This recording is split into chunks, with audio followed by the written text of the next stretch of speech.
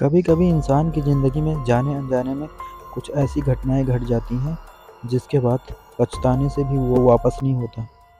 कुछ ऐसी ही घटना एक सारिका नाम की लड़की के साथ घटी थी। तो चलिए इस कहानी को हम स्टार्ट करते हैं।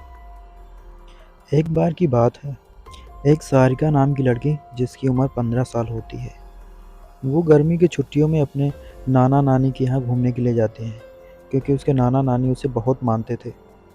तो वो कुछ गर्मी की छुट्टियाँ बिताने के लिए वो अपने नाना नानी के यहाँ चली जाती है।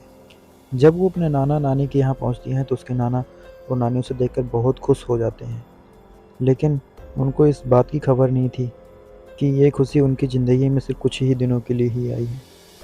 सारिका अपने नाना नानी के गांव में अपनी कुछ दिन तो बहुत अच्छे से गुजारती है और उसी बीच में सारिका के उस नाना नानी के गांव में बहुत सारी दोस्त और सहेलियां बन जाती हैं और सबके साथ वो घुल मिल जाती है।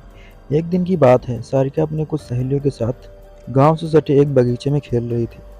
कुछ देर खेलने के बाद सारिका को एक पेड़ के ऊपर एक आम दिखता है और वो सारिका उस आम को तोड़ने के लिए अपने सहेलियों से कहती है और उसकी सहेलियां भी उस आम को तोड़ने के लिए चली जाती हैं।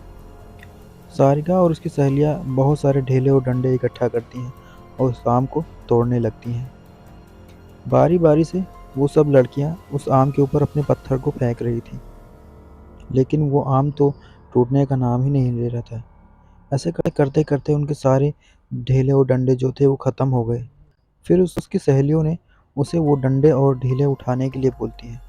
वो झाड़ियों में जाकर ढेले और उस पत्थर को ढूंढ ही रही थी कि तभी उसे एक ज़मीन में एक पोटली दिखती है।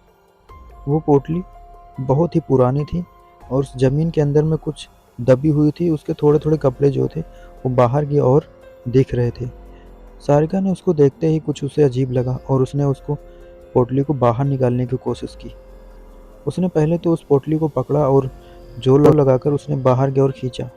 जैसे ही उसने जोर लगाकर बाहर को खींचा तो पोटली निकल गई। सारिका को लगा इस पोटली में कुछ है।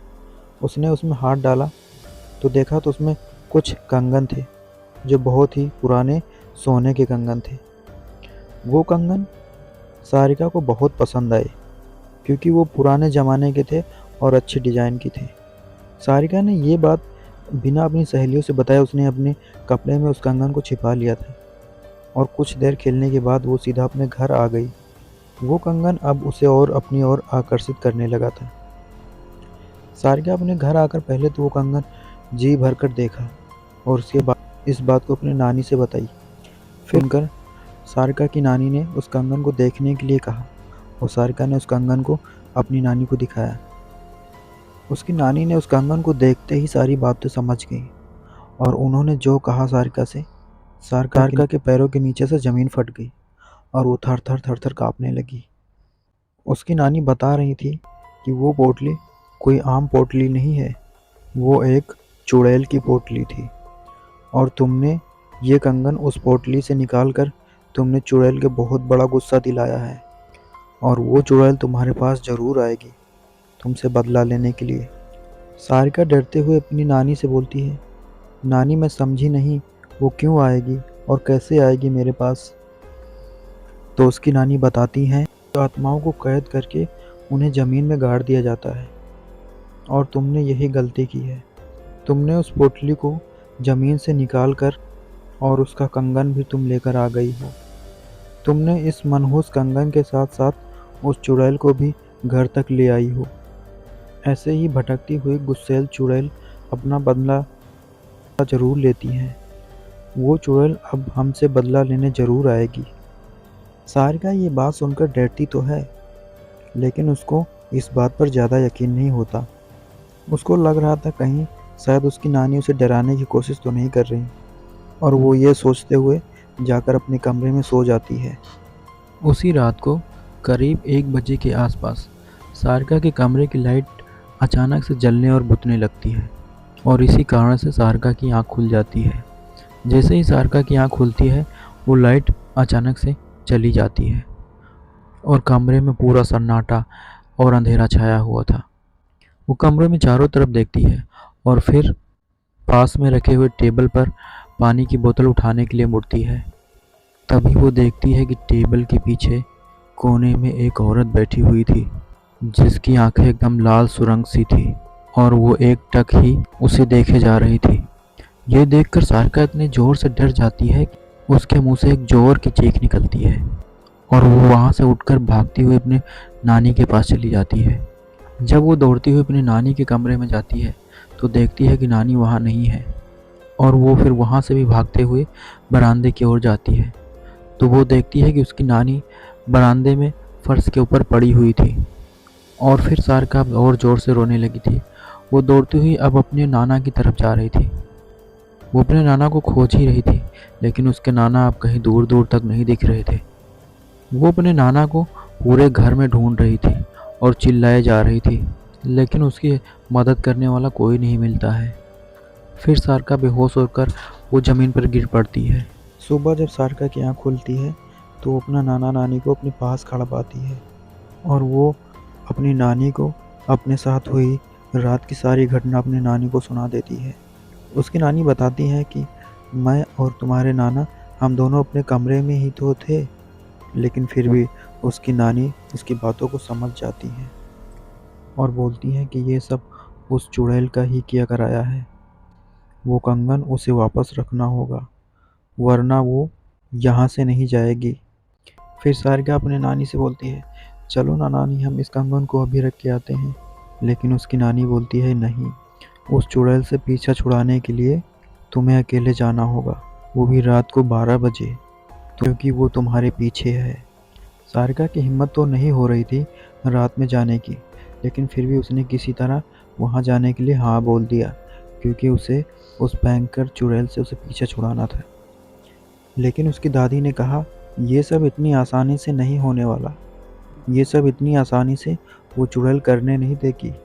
इसीलिए उसके नानी ने उसे रात में जाने से पहले एक मंत्र युक्त तबीज उसके हाथ में बांध देती है।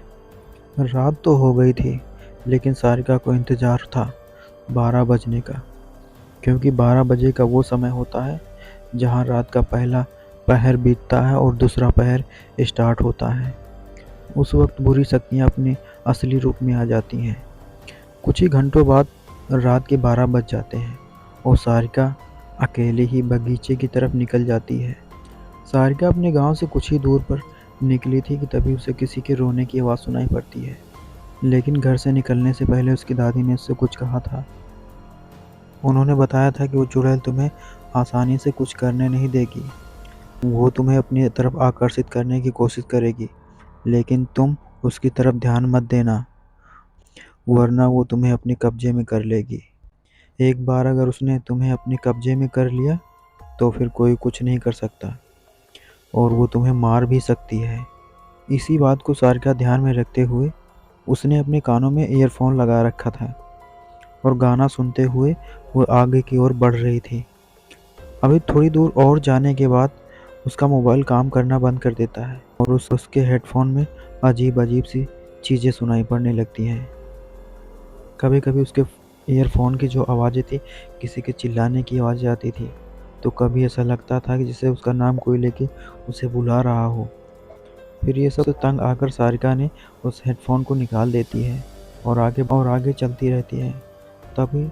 तभी कुछ ही देर में सारिका उस पोटली के पास पहुंच जाती है।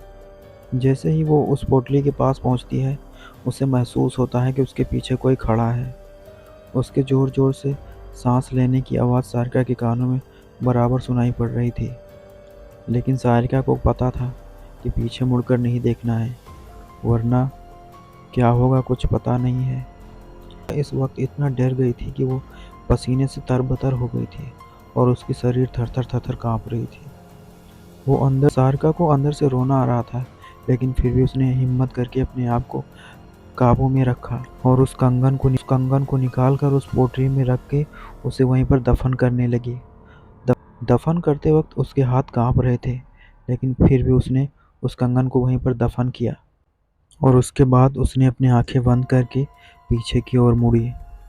पीछे की ओर मुड़ते ही वो 2-3 कदम चली ही थी कि तभी उसने जोर से दौड़ते हुए अपने घर की तरफ आई। उस समय वो बहुत डरी हुई थी। वो घर पर पहुंचते ही उसके नाना और नानी उसका बेसब्री से इंतज़ार कर रहे थे, क्योंकि उनको भी डर था कहीं सारिका को कुछ हो ना जाए। वो घर पहुंचते ही अपनी नानी से लिपट जाती है और रोने लगती है।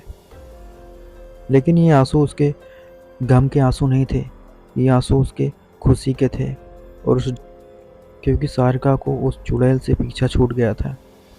लेकिन उस दिन के बाद वो चुड़ैल अब उसके सपनों में नहीं आई, और ना ही सारिका कभी उस दिन के बाद उस दिशा में घूमने के लिए गई थी।